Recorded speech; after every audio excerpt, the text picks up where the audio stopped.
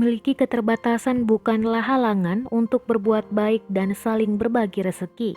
Masing-masing orang punya cara tersendiri dalam bersedekah. Seperti seorang bocah penjual gorengan asal Bukit Tinggi, Padang, Sumatera Barat, membuat hati warganet tersentuh setelah melihat videonya. Melalui unggahan Instagram yang diunggah akun Nina@nc_0731, anak laki-laki itu bernama Fahri, 7 tahun. Meski dalam keterbatasan, ia tetap berbagi rezeki kepada orang tua renta yang tengah duduk di emperan toko.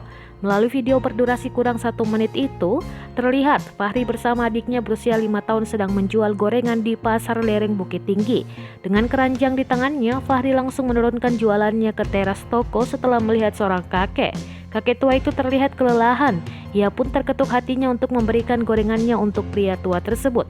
Sang kakek sempat menolak bungkusan berisi gorengan yang diberikan oleh Fahri. Namun Fahri langsung bergegas pergi meninggalkan lokasi tempat sang kakek duduk.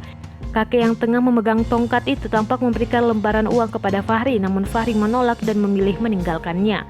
Video anak penjual gorengan ini kemudian dengan cepat tersebar di media sosial dan diunggah ulang oleh akun-akun di berbagai platform lainnya. Mayoritas warganet setelah melihat video tersebut merasa tersentuh. Banyak yang merasa jika sosok Fahri telah memberikan tamparan keras untuk bersedekah di tengah keterbatasan.